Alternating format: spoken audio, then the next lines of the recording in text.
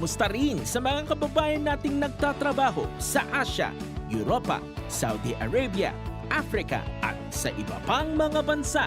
Abangan din ang Marino sa radyo at makibalita sa mga seafarer o marinong Pinoy ukol sa kanilang trabaho. Gabay ng OFW International. Kasama natin si Tita Lu Medina, Miss Rachel Lopez at Arnold Bumaklay tuwing Sabado alas 7:30 hanggang alas 9 ng gabi. Dito lamang sa himpilang paborito ng bayan, Radyo Agila.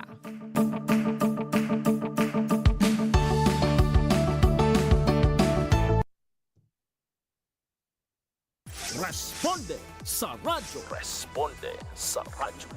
Alas 4 hanggang alas 5:30 ng hapon.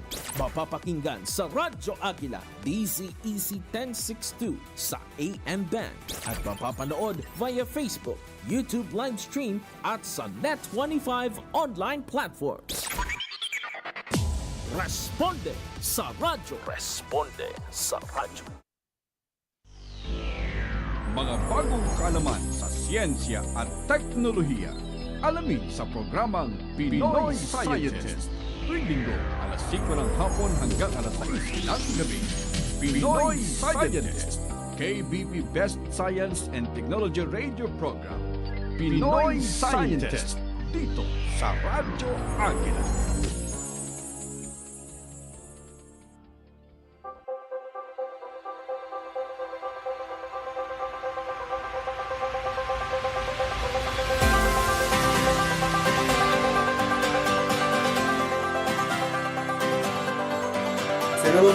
Magandang hapon sa lahat ng mga tagapakinig ng Radyo Agila. Ako pong inyong Pinoy Scientist, Dr. Custer. Alam ko pong mabigat ang nakaraang araw para sa marami sa atin, lalo na po sa mga lugar na binabaha at naapektuhan po ng malakas na ulan dito po, lalo na dito sa Kamaynilaan. In fact, kahapon ako ay medyo sumulong din sa baha dyan sa Central Avenue. So nais po namin ipadama ang ating pagkalinga sa lahat po ng mga naapekto. Pero po, gaya ng lagi natin sinasabi po dito sa Lakbay Kinabukasan. Kahit sa gitna ng unos, may liwanag, dala ang agham, at ito po ang magtuturo sa atin na magandang kinabukasan. Kaya ngayong hapon, samahan niyo po ako po si Dr. Custer, ang inyong kabarangay, Pinoy Scientist, at mamaya po ay baka mabul na rin ang aking partner, si Ginoong Sherman Ortega, UNESCO Chair ng Anticipatory Governance and Regenerative Cities, para po sa isang biyahe patungo sa posibilidad ng hinaharap. Ang ating espesyal na panauhin sa araw na ito na nasa larangan po ng Futures Thinking ay mula pa sa Italia. Siya po si Professor Simone De Zio at gumagamit siya ng agham, estatistika para po hubugin ang posibleng kinabukasan po para sa mga tao, komunidad. Tunay na kakaiba ang kanyang pananaw at siyak po na marami tayong matututunan para po mas maging handa po ang ating bayan. Kaya po mga kabarangay, kapit-bisik po tayong tumuloy sa paglalakbay na ito. At ngayon po ay ating pag-uusapan ang tungkol sa future foresight at ang application ng statistics and mathematics.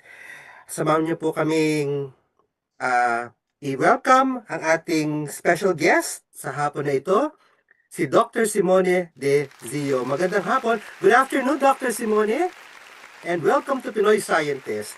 Thank you. Good afternoon to all of you. Yes, Dr. Simone, you are a statistician or a social scientist. Can you tell us about your background and what you're doing? Yes, I'm a statistician, but in Italy, I deal with social statistics. So is a particular branch of statistics when people deal with social problem. Mm-hmm. In my case, I'm engaging in future studies and future research methodology for about a couple of decades. And so for this reason in Italy, I found that I am the coordinator of a group of statisticians inside the Italian Statistical Society. And this new group is very interesting because it's the first experiment in Italy to bring foresight and future studies methodology inside the community of statisticians. So my research is a bit of a frontier research because as we can talk and discuss later today, the quantitative qualitative approaches sometimes are too much distant. So in my opinion, we have to bridge the gap between these two big areas. So I define myself in the middle of these two areas because Okay. I am a statistician, so a quantitative background, but also I want to foster qualitative and foresight methodologies in my field. I had an experience with foresight, and we do a lot of, imaginative, creative thinking of how the world or a particular sector would look like in several years or decades, given specific enablers and barriers. I have a difficult um, notion, or I have a notion, how can it be done using statistics and quantitative methods, since this foresight thinking, in my opinion, falls under the realm of creative thoughts. Uh, yeah, first of all, I think that there is a problem of language, different Mm-hmm. language used in two different contexts. But the problems of the society are the same. So we need to use the same language. Second thing is that when we think about statistics, we think about numbers, the Yes. quantitative approach. And so we think on something very distant from creativity, imagination, and something like that. But this is a mistake because when a statistician build a model, Mm-hmm. he have to reason to which kind of variables to include in the models. So this early stage is very, very creative. And so you need to understand the real problems, to understand the complexity of the society before to build a model. So in my opinion, creativity is an important part of the work of a statistician. So a statistician is not let's say, a nerd in front of a screen looking at numbers. But in my opinion, a statistician work with the real problems and has to face with creativity and the imagination. And you know, these are two important things in dealing with future. Yes. And you're well known for your technique. You started what we call as the spatial Delphi or special Delphi. Spatial. Well, it's also special. Okay. Yeah. For our, for our listeners who are new to futures thinking, Professor Simone, can you explain in simple terms what makes spatial Delphi different from traditional Delphi and different from traditional foresight techniques? Yeah. Traditionally, some years ago, I was involved in some projects using Delphi and also Mm-hmm. time Delphi because I had the honor to work with Theodore J. Gordon, that was one of the inventor of the real time of the Delphi and the real time Delphi, and so coming back to statistics, when we imagine a model like the Delphi, also let's think about trend impact analysis that is a projections of time series in future years. So we think mainly on time of data. So I acknowledge that the spatial component, so the geography, was missing. In other words, if I think about a problem in Italy, in the next 10 years. This problem can change radically if I think about the north or if I think about the south of Italy. And this is the same everywhere in the world.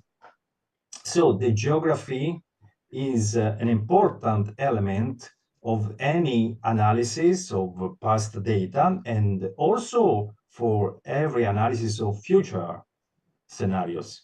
So I reasoned on the fact that the geography element was quite totally missing in future research methodology. So I didn't see methods involving geography. So I imagined to take the classical Delphi and then the real-time Delphi and imagine to make the question on a geographic map.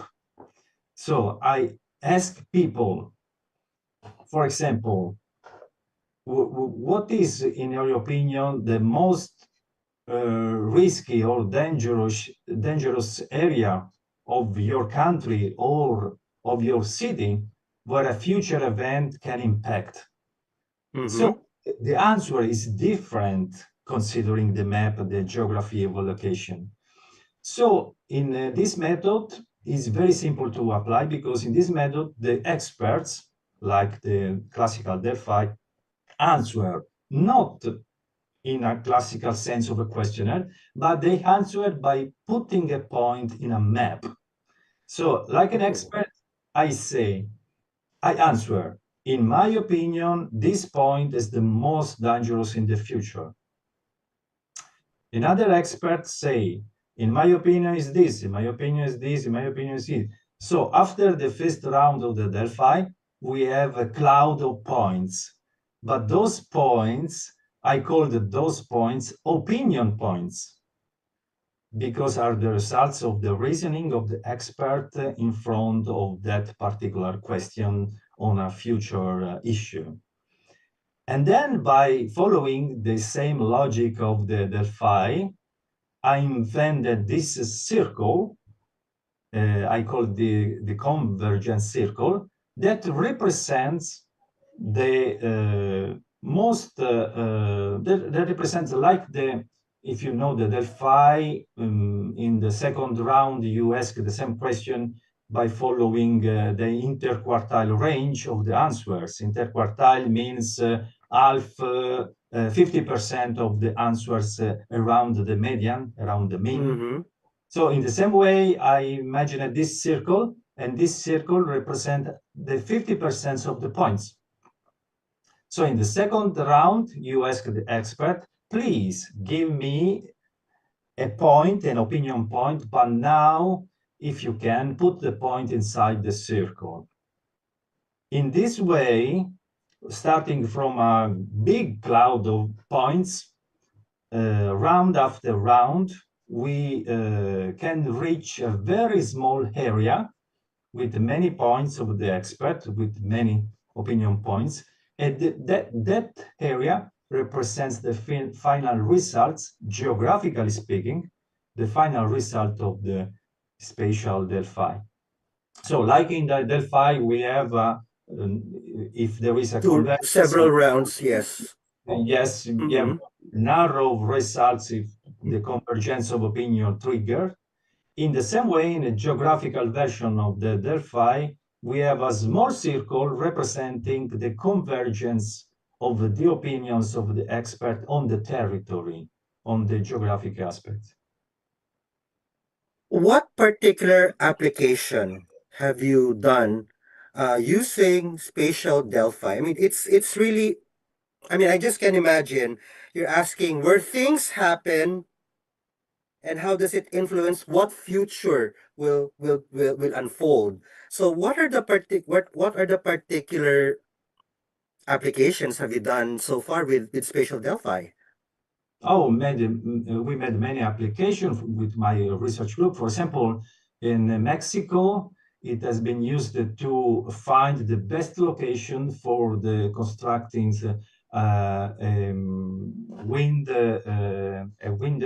implanting wind engine for electricity. Yes. But in respect of future application, a recent application was made in Dublin, Ireland, and experts were asked to detect the most risky area of the city for flood, for catastrophic environmental event. And then also, this is a very interesting experiment, because by artificial intelligence, we get some picture from the present, from those areas detected by the expert, and then we, elaborating with artificial intelligence, we make pictures and videos of those areas with natural catastrophes. So this is a very interesting way to communicating results of this kind of Delphi, and also to visualize, in some sense, possible futures. So you can see there streets with the flood, with water, trees that are not in their places, and other catastrophes in this way. I'm also thinking in the Philippines, I belong to the Philippine Nuclear Research Institute. So I think do you agree with me that there might be a good application for special Delphi for choosing where to place nuclear reactors in the Philippines? It's basically an archipelago. Would you recommend spatial Delphi to be a good way for siting studies for nuclear reactors? Yes, like any futures research methods, I suggest to use this method with this insight. First of all, in combination with other methods. In fact, now I am working in using this method together with the classical real-time DeFi. So it is not only important to collect points, but it's important also to collect comments and reasoning by experts, and analyzing all others, many stuff of data that coming from this kind of method. So the final results is not only a cloud of points. And the second, those results must be used in terms of supporting decision. So if you find a place that experts say the best place to locate a reactor, you take this place together with other place, and maybe you can make a ranking. Mm-hmm. So suggest supporting a policy decision that is based also on other data, other insight, because making decision is important also to take into consideration ethical aspects, needs from populations, and also in this sense, you can use the spatial Delphi not only with expert, but also in a participatory sense, for example, with stakeholders and citizens. Mm-hmm. So also you can use it to collect opinions by the population about this specific topic. I would love to read your papers on spatial Delphi because Yes, I also do special Delphi, typical ordinary Delphi, and I used to work on when we develop policies for research and innovation. good. Uh, you mentioned about windmills, so you're also working on analytical hierarchical process to evaluate. So do you combine that with spatial Delphi? Yes, in a sense, I combine that because uh, multi-criteria decision analysis, because analytical hierarchy process is one of the most famous, most useful, in my opinion, method.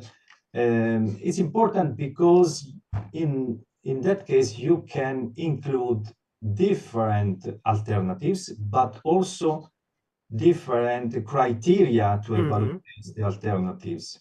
So one location can be considered good for placing a nuclear reactor or something else in a sense of security, in sense of safeness. but that place could be not suitable in terms of the needs of the population, in terms of sustainability or something else, in terms of public health, public something else. So by using analytical hierarchy process, you can put together different point of views in terms of criteria. Mm-hmm.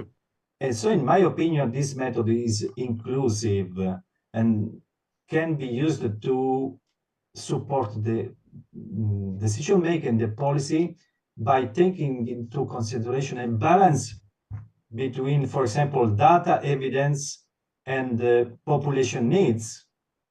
So to make a balance between hard statistical data and insight from stakeholders, from people. So, for example, narratives, ethnographic research, and so on. So I like the analytical hierarchy process because it allows to bridge this gap between Mm-hmm. qualitative and quantitative approaches. Okay, so ang oras po natin ay 21 minuto makalipas ikalaman ng hapon. Dr. Simone we'll have a break, a short break, and after that we'll have a little bit deep dive into the various application, including the artificial intelligence. And you also mentioned about, or in your profile, generative adversarial network and many other techniques that you're using for quantitative strategic foresight analysis. Magbabalik po ang Pinoy Scientist, wag po kayong alis.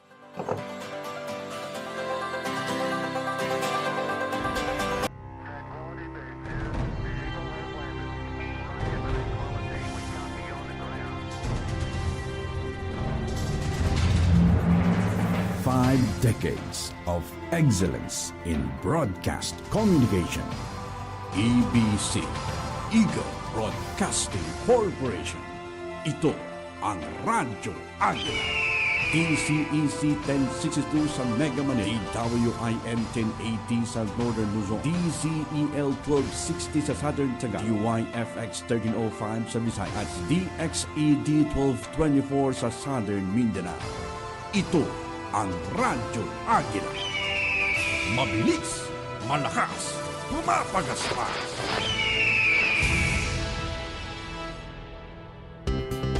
Tuwing Sabado ng umaga, ang kapakanan ng mga kabataan sa larangan ng edukasyon ang bida. Makipagbalitaktakan sa mga mahahalagang usapin. Dahil dito, ang boses naman ng kanilang sektor ang ating pakikinggan. Eduaksyon, aksyong pang-edukasyon ang solusyon. 11 a.m. on air at online dito lang sa Radyo Agila.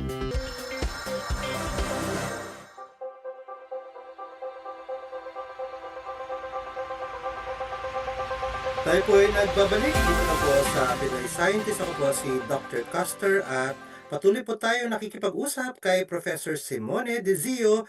Isa po siyang world expert on social statistics and future foresight using statistical methods. Now we're back to our discussion, Professor Simone, and before we closed the first part of our program, we mentioned about advanced statistical tools like fuzzy clustering, robust ranking, AI models, and even adversarial networks. So the question is, how do these powerful mathematical and AI approaches change the way future scenarios are being done or created, and what will make it or these scenarios more reliable? Well, that's a good question.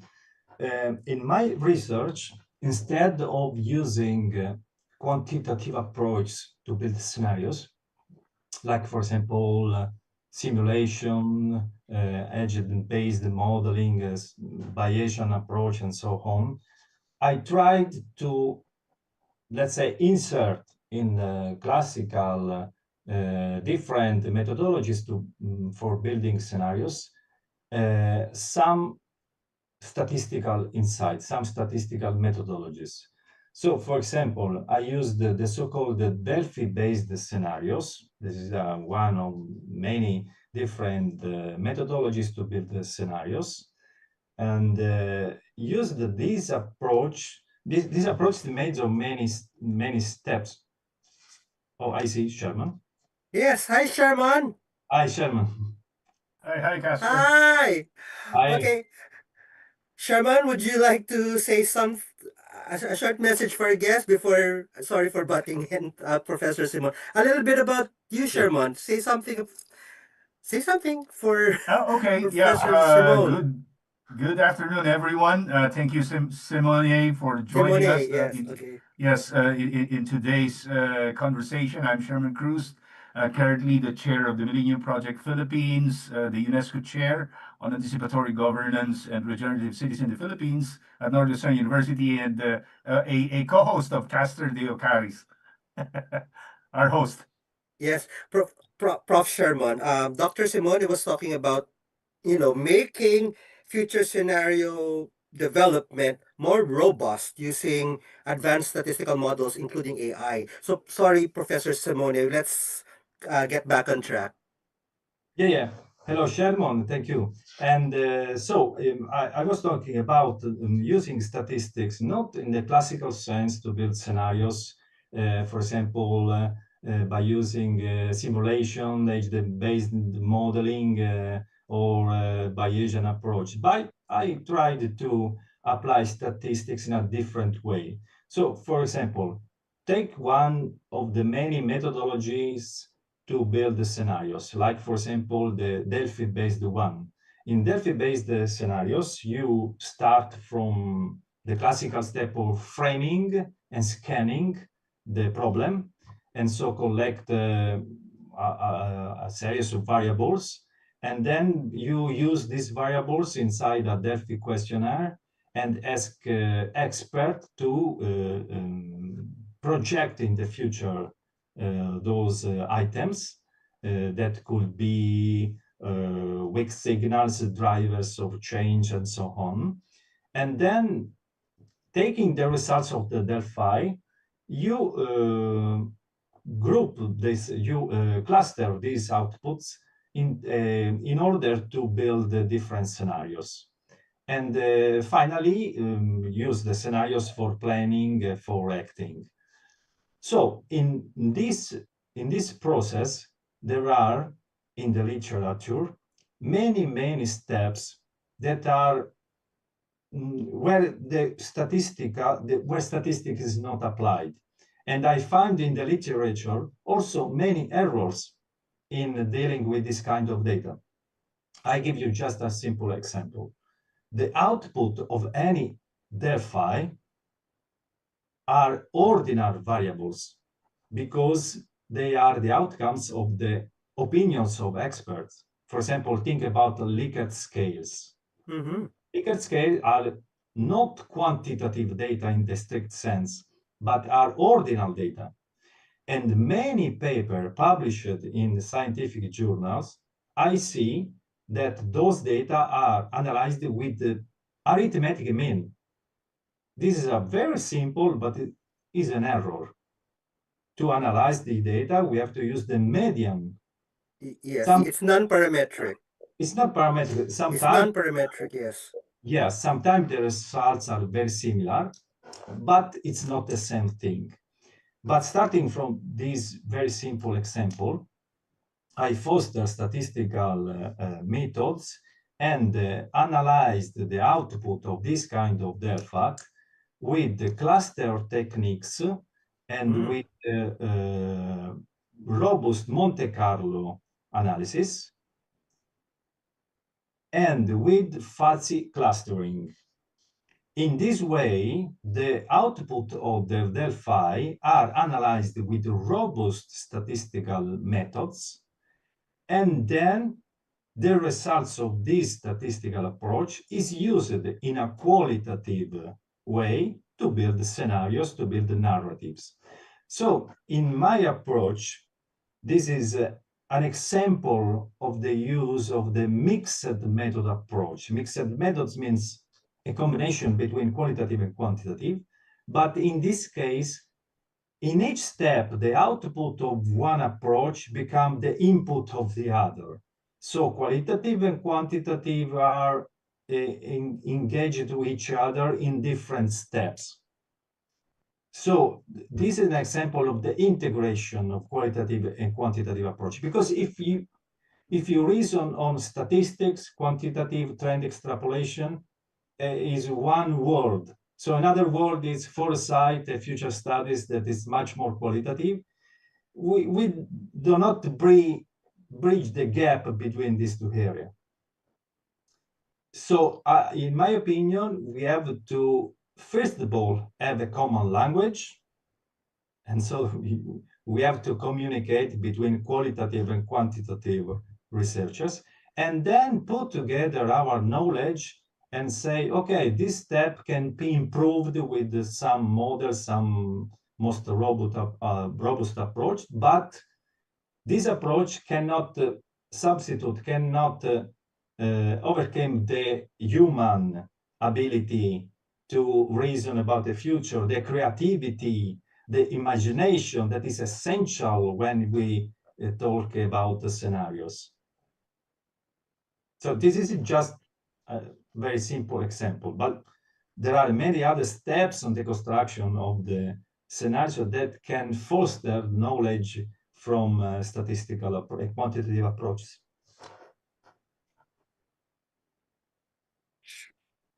I'll go ahead, Sherman, but after that, you can ask. You know, in many of the qualitative approaches or Delphi, there could be, it can be a little bit messy when you talk about group decision making. So there are maybe biases, a lot of biases, of course, power struggles, or even conflicting priorities, even hidden agendas. Okay, so how do your methods overcome all these challenges when we to make decision making more democratic and evidence based in terms of imagining the future?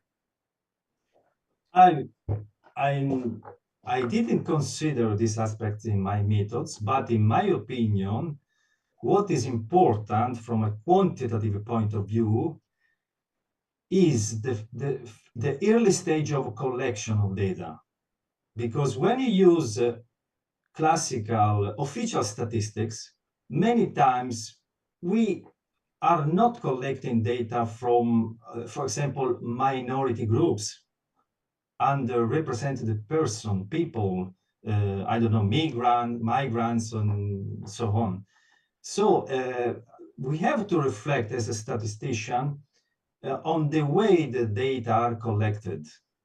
In this case, there are methodologies to collect data from, let's say, the ground. So the engagement of stakeholders, of citizens, population is very important. For example, the Delphi or the public Delphi is a good method to gather data and information from citizens to collect their needs. So once again, mixed methods, in my opinion, are important because we have to combine official data, official statistics with the data are called the participatory data. So data gathered from the people, from the citizen. And a combination of those kinds of data, in my opinion, can be a good support for decision making and foreign policy. So sometimes statistics lacks collecting the needs of minority groups. And in the last years, another problem is that, especially young generation of statisticians, it is very easy to collect a huge amount of data from the web, scraping social networks and so on. But this kind of data are produced by people that use this particular social network. If people don't use those social networks, those voices are not represented in the data, and so are not included in the model and in the analysis. So basing decisions and policy decisions on this kind of models is not a good choice, only because statistics are the science and is a correct answer to any question. Yeah, that's a good point. I was thinking a moment ago, and then of course, my questions later on, and there's been a recurring question as well among futurists and foresight practitioner. Of course, it is foundational to any foresight work that it has to begin with data, right? Because it puts this, it gives you a good sense of what the real situation is, and the present is basically measurable. Particularly like the short term, right? And that we use all of these things to make sense of why we do foresight in the first place. But then when it comes to, as Custer has mentioned, decision making, about organizational management, and each organization is in fact actually a vision of the future, or any program or project for that matter. And this has been a question that I've seen 10 years ago. And I want to ask you, Simone, about your views on this. Are visions measurable? This is a big question. Yes. That's a hard I would question, like Prof. to, Sherman. yes, Okay. I would like to hear your point of view on this, right? Like, are visions measurable? Yes, because if I can answer this question, probably I can run for Nobel Prize. But Oh, there's now a That would be great, right? nomination, Simone, for my, Nobel Prize. It's open for nominations this month. Okay, go ahead. yeah, but my reflection is that uh, before think what is measurable, what is not measurable, I think we have to make a distinction between risk and uncertainties, because many times statisticians apply their models everywhere without asking if one situation is in the context of risk, because risk is measurable with probabilities, and because in those contexts we have probability distributions. Think about the very known normal Gaussian distribution. But the problem is the reality, society, and the future are not normal. So here we don't have probability distribution. We have chaos. We have an open space. When we use probabilities, we think on a closed space, because one rule of probability is that the sum of the probability of a space is 1. So the space of events are closed. But by definition, the future is open. So we cannot use probability.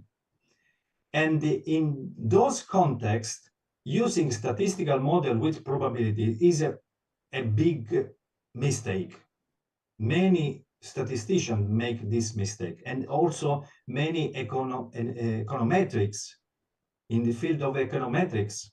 So I'm not telling this. One important person that is Nicholas Nassim Taleb, the father of the Black Swan, the very famous book Black Swan. He says that many times in economics, prediction as wrong because they apply econometrics models in case of uncertainty. So the answer to your question, in my opinion, is not yet possible to measure vision, but probably we can use other approach. For example, Karl Popper talked about propensity. That is a concept very similar to probability, but different, because propensity can be changed by our decision. While probability, if I draw a dice, the probability of 1 is 1/6, If I draw a coin, the probability of one face is 1/2, is 50%. But dealing on the future, we don't know how many faces has the dice, or how many faces has the coin. So the future is open. And then one of my proposal is to use the propensity, as explained by Karl Popper, to measure future events. Because in that case, if a future events now has a certain propensity, we can change that propensity if we act in one sense or in another. So we have the power, as said by the Juvenal, we have the power on the future to change things. And so to change propensities, not probabilities. This could be one initial insight to try to answer your big question. Yeah, just a follow-up question, Castor. Probably one or two questions. This is very interesting. As you've been saying, Simone, right? Like, all things that are knowable, like for example, in the case of risk, in fact, can be measured, right? And uncertainties are those things that are probably unknowable, or that are unknown to us, and that is why they are uncertain, right? Like, there's no sense of certainty and uncertainty. And I would like to ask you a question about this, about the role of randomness in the way we do foresight, right? So is there a role for randomness in foresight if, because, random things are probably beyond this conception of probability? One, that's the first question. Now, the second question also refers to what you mentioned about propensity, right? And there's this view that, you can only change something if something is measurable, right? But then, at least in the context as that you mentioned about propensity, like let's just say mental propensity. And one example of mental propensity is our ability and capability to imagine uncertainty. Now, the second question is that, are all things imaginable measurable? Do you mean all things if all things are measurable, if imaginable, or the contrary? No, or the other way around. Are all things imaginable measurable? Oh, let's say in a statistical context, we are able to measure many things. And also, for example, the so-called latent variables.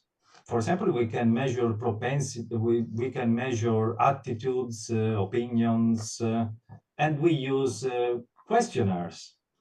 But to answer your question, I answer with another question. Why do you want to measure this?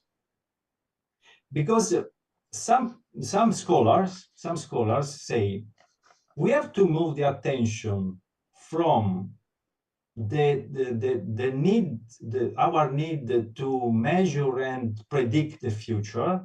So measure vision, measure something in the future. If this is impossible, if we accept that this is impossible, we can move our attention to another thing. And this other thing is we have to concentrate how to make systems more resilient and prepared for future shocks.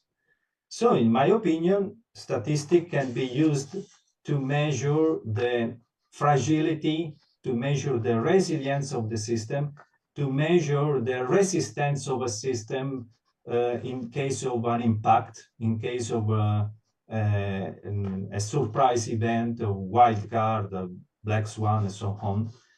So in my opinion, if we cannot measure the future, if we cannot measure visions, we can measure the system, we can measure society and the ability of the society to resist to future events, notwithstanding what kind of events. But surprise are the normality today. So we have to be prepared for. So in order to make a very simple example, when I drive my car and I put my security belt, I'm not reasoning on the probability to have an accident. I'm not interested in those probability. I'm not measuring the future on my driving, on my trip. But I'm reasoning on this in this way. If there is a problem along the way, by putting the security belt, I'll be prepared from eventually an event. So normally, human brain doesn't reason in terms of probability. They reason in terms of preparedness for future events. I don't know if I have made So your question. basically, Professor Simon is more reflexive because the human brain is always uh, programmed for patterns, right? Yeah. And patterns is also mathematical. In a way similar to Chat GPT or even other large language models, all of these are also statistical. Which brings me to the point of Professor Sherman when he asked, "Are imaginable things measurable?" If we enunciate it in a language model, it becomes measurable in a way. I don't know, Professor Simon, if you agree with me, because they can be translated already to high dimensional statistics Mm-hmm. because you bring it already to deep learning. In that sense, we are doing a little experiment. I'm doing also Delphi, but this time I call it a synthetic Delphi. I bring to 30 personalities, which I placed in a language model, gave them all the backgrounds and how they are supposed to think based on a particular enabler or barrier, and then I made them talk. And then after they discussed, I run a second Delphi. I gave the output to all my synthetic persona or synthetic experts, and then they changed their perspective based on on the initial data. So, is this is this the future of Delphi, where you don't need experts? Oh, I made experiments in that sense.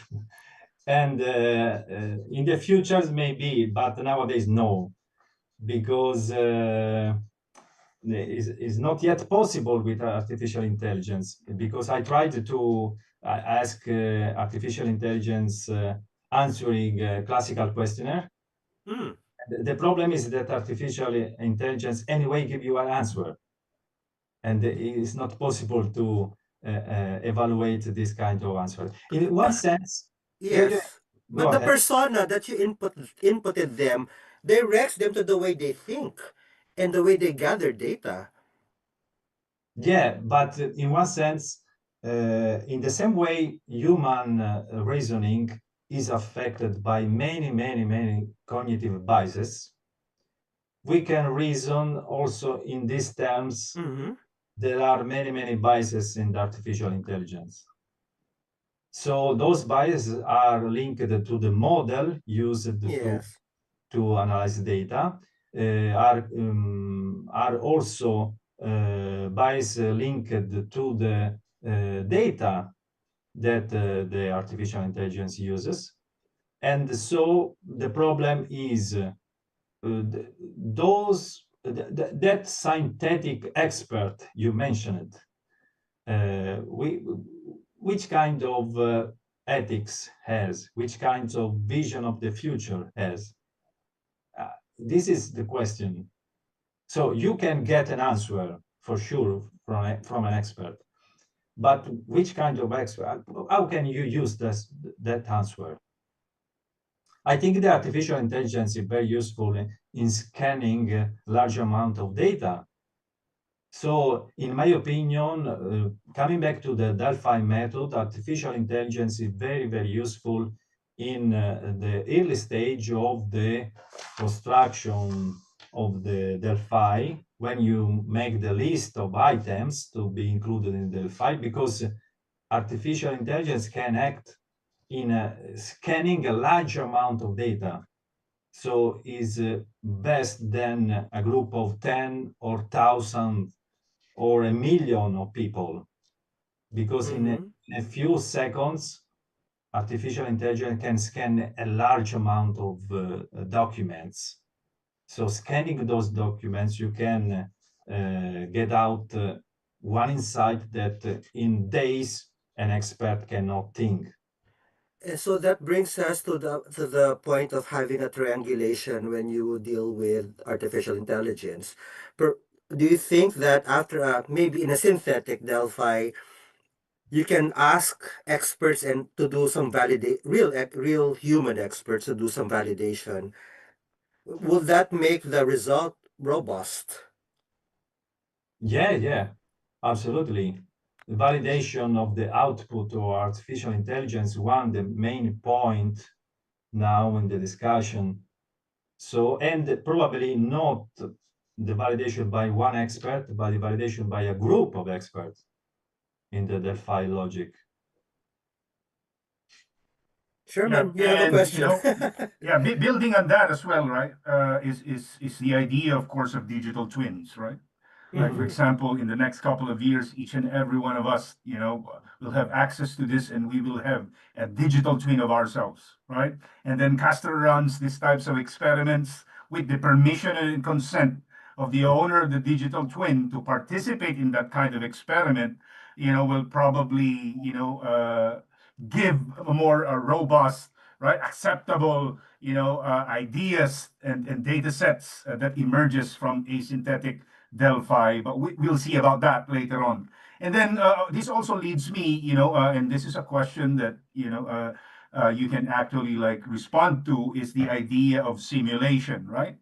So we've been having a conversation a moment ago about revealing uncertainties, and as foresight practitioners and futurists, what we normally do if we don't have a data set from the future is that we imagine scenarios, and we use these scenarios to simulate the unknowable things in the form of hopefully learning what the surprises will be. And going back to your point, Simone, about shocks, right?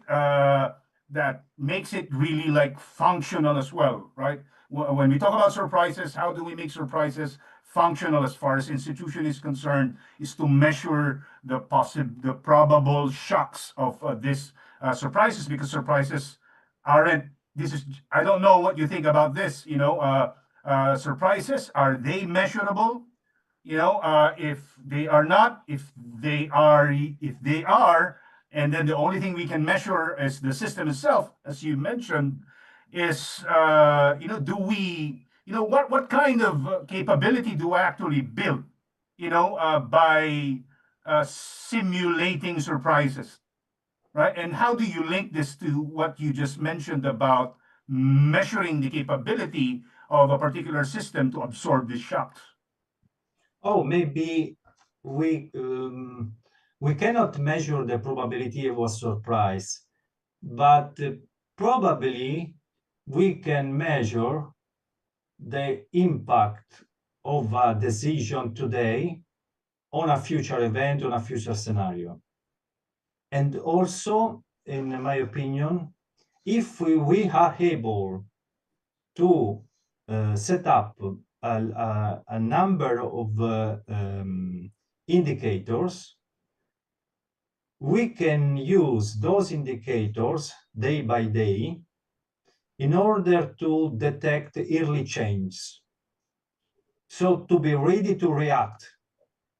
Like, for example, in the traffic, we use a sensor. When the pollution is over a certain limit, we immediately change the traffic, changing something, I don't know.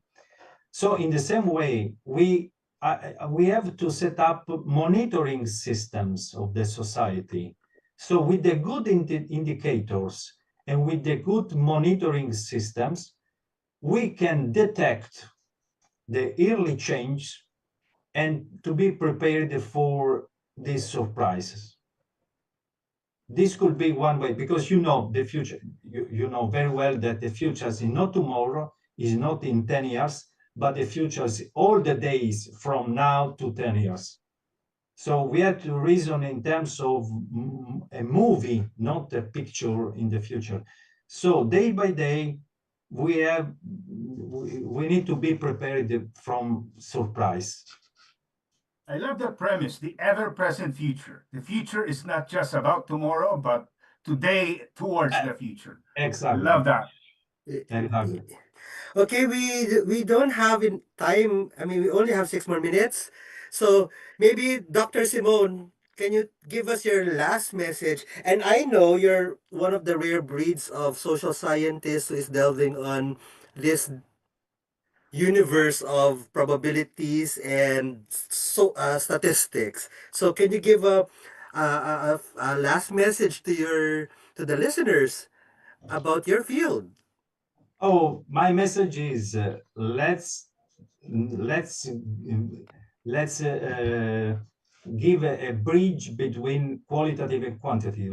Let's use a common language. Let's cooperate among the different disciplines, and also we have to abandon the ivory tower of university research center and go around among the people and asking, collecting the needs, opinions, and then put these needs and opinions in science, in statistics, and in the university. Thank you very much, Professor Simon. Uh, Dr. Sherman, what do you think? I mean, for me, when I started with the program, with this program, before speaking with Professor Simone, social statistics for me is an oxymoron. I mean, social, you talk about people, talk about messy feelings, unpredictability, emotions.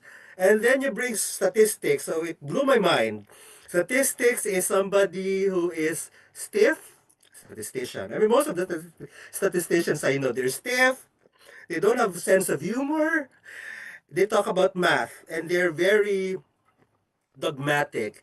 And now, here is Professor Simone bridging the heart and heads of numbers. Heart of society, heart of people with heads of numbers. So that's a very witty field. What do you think for future foresight practitioners?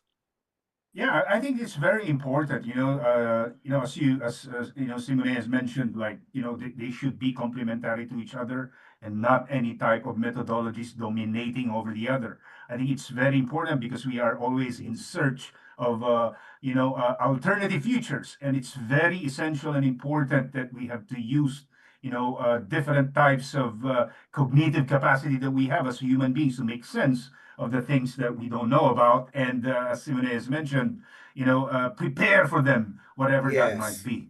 So thank you very much. And do you have an online course on quantitative foresight or statistics in foresight? I We'd would love love to to enroll enroll if you have a Professor course, Simone. Not yet, We'll be your not yet. student. You should. Yeah, thank you.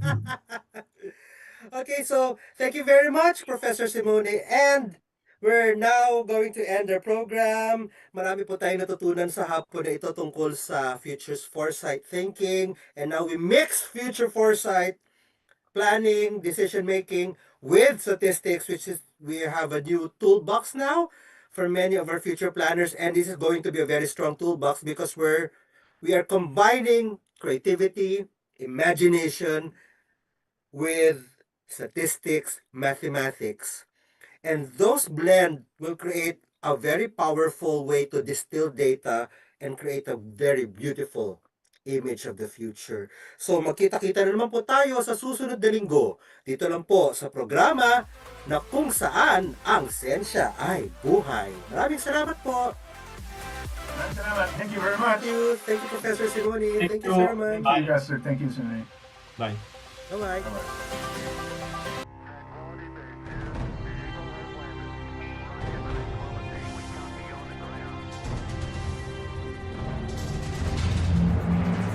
5 decades of excellence in broadcast communication. EBC, Eagle Broadcasting Corporation. Ito ang Radyo Agila. DCEC 1062 sa Mega Manila, AWIN 1080 sa Northern Luzon, DZEL 12